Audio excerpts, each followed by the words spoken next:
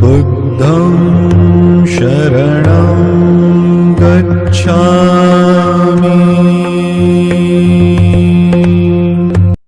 Hello friends, स्वागत है आप सभी का मोक्ष की इस पावन धरती पर। मैं वर्चुअल आकाश जा रहा हूँ बौद्ध धर्म का सबसे पवित्र स्थल, जो कि सिर्फ इस बिहार में या भारत में ही नहीं बल्कि पूरे विश्व भर में बौद्ध भिक्षुओं का ये सबसे पवित्र स्थल है। चारों तरफ प्रकृति का मनोहर दृश्य की नज़ारा को देखते हुए ऑटो वाले भैया मुझे ले जाते हैं बोध गया महाबोधि टेम्पल की ओर। बोध गया में स्थित महाबोधि टेम्पल को वर्ष 2002 में यूनेस्को द्वारा वर्ल्ड हेरिटेज साइट का दर्जा दिया गया था। फ्रेंड्स, मैं आपको वर्चुअल एक्सप्लोर तो करवाऊंगा ही, साथ में इसकी पूरी हिस्ट्री भी अच्छे से समझेंगे महाबोधि टेम्पल की, यहाँ की इस क्षेत्र की। तो मैं पहुंच गया हूँ टेम्पल।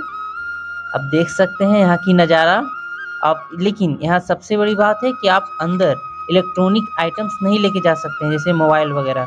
इसीलिए मैं बगल में ही अपने मोबाइल वगैरह जमा करवा देता हूँ। Now let's start. Raja Siddhartha Gautam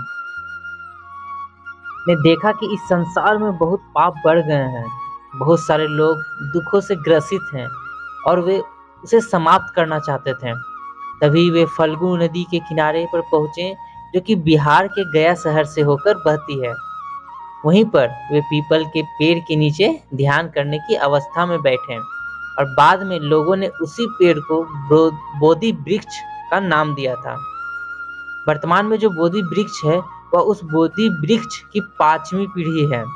कहा जाता है बुद्ध को इसी वृक्ष के नीचे वैशाख पूर्णिमा के दिन ज्ञान की प्राप्ति हुई थी। इसी स्थान पर बौद्ध सभ्यता का केंद्र माना गया है। बुद्ध की मृत्यु के पश्चात मौर्य शासक अशोक ने यहाँ महाबोधि मंदिर और सैकड़ों मठ का निर्माण करवाया। इस मंदिर परिसर में उन 7 स्थानों को भी चिन्हित किया गया है जहाँ बुद्ध ने ज्ञान प्राप्ति के बाद 7 सप्ताह व्यतीत किया था। बुद्ध ने ज्ञान प्राप्ति के बाद दूसरा सप्ताह इसी बोधि वृक्ष के आगे खड़ा अवस्था में बिताया था।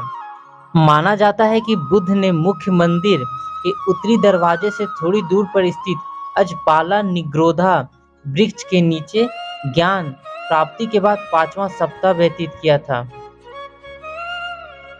बुद्ध ने 6ठा सप्ताह महाबोधि मंदिर की दाईं ओर स्थित मुचालिंडा झील के नजदीक व्यतीत किया था। यह झील चारों तरफ से वृक्षों से घिरा हुआ है। इस झील के मध्य में बुद्ध की मूर्ति स्थापित है। इस मूर्ति में एक विशाल सांप बुद्ध की रक्षा कर रहे हैं। एक कथा के अनुसार बुद्ध प्रार्थना में इतने तल्लीन थे कि उन्हें आंधी आने का ध्यान ही नहीं रहा। बुद्ध जब मूसलाधार बारिश में फंस गए तो सांपों का राजा मुचालिंडा अपने निवास से बाहर आया और बुद्ध की रक्षा की। इस मंदिर परिसर के दक्षिण पूर्व में राजयातना वृक्ष है। बुद्ध ने ज्ञान प्राप्ति के बाद अपना 7वां सप्ताह इसी वृक्ष के नीचे व्यतीत किया था। यहीं बुद्ध 2 बर्मी वर्मा के निवासी व्यापारियों से मिले थे। इन व्यापारियों ने बुद्ध से आश्रय की प्रार्थना की। इन प्रार्थना के रूप में बुद्धम शरणम गच्छामि, मैं अपने को भगवान बुद्ध को सौंपता हूँ, का उच्चारण किया। इसी के बाद से यह प्रार्थना प्रसिद्ध हो गई। राजा अशोक को महाबोधि मंदिर का संस्थापक माना जाता है। महाबोधि मंदिर की बनावट सम्राट अशोक द्वारा स्थापित स्तूप के समान है। महाबोधि टेम्पल के अंदर स्थापित भगवान बुद्ध की प्रतिमा आप दर्शन कर सकते हैं। कहा जाता है कि 3री शताब्दी ईसा पूर्व में इसी स्थान पर सम्राट अशोक ने हीरो से बना राज सिंहासन लगवाया था और इसे पृथ्वी का नाभि केंद्र कहा था। दुनिया में कोई भी दूसरी जगह बुद्धा के भार को सहन नहीं कर सकती। बुद्ध लिपिकारों के अनुसार जब इस पूरी दुनिया का विनाश होगा तब बोधि मंदा धरती से गायब होने वाली अंतिम जगह होगी। परंपराओं का यह भी कहना है कि वहां आज भी कमल खिलते हैं। महात्माओं के अनुसार बोधि वृक्ष का उगम भी इसी दिन हुआ था। जिस दिन भगवान गौतम बुद्ध का जन्म हुआ था। बौद्ध गया में बुद्ध जयंती के अवसर पर विशेष आयोजन होते हैं। दोस्तों, इतिहास के पन्नों की एक छोटी सी झलक इस वीडियो में आपको देखने को मिला होगा। तो आप मेरे चैनल को सब्सक्राइब कीजिएगा, बेल आइकन प्रेस कीजिएगा कि हमारे देश विदेश के हिस्टोरिकल प्लेसेस, टेम्पल्स और किस तरह से स्पिरिचुअल, अध्यात्म और साइंस एक दूसरे से संलग्न है।